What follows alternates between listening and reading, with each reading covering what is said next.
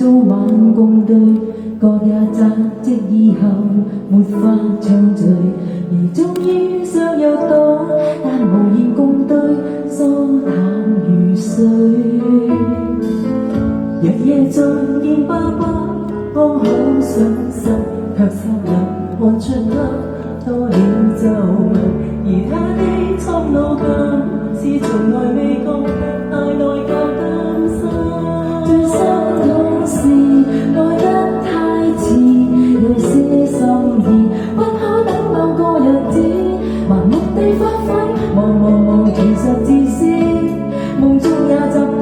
有壓力亦愛得知，最可怕是愛需要卻是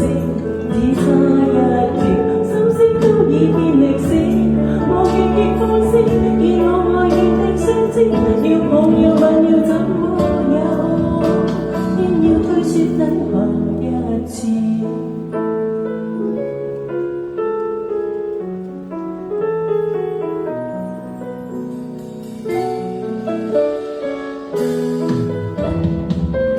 我也怕我體質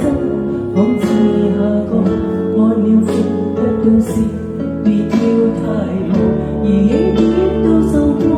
但從來未看，因有時光。而日夜做錯的錢都應該夠，到成人正好講跟我白頭，誰知他開了口，未能排下去，而恨我行夠，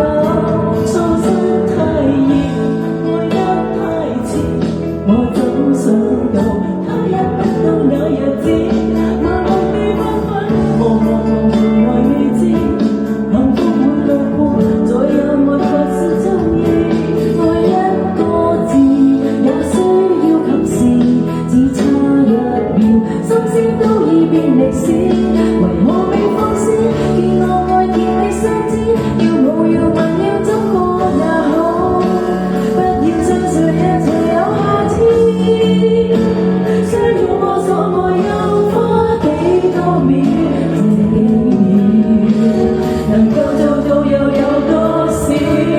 未說少。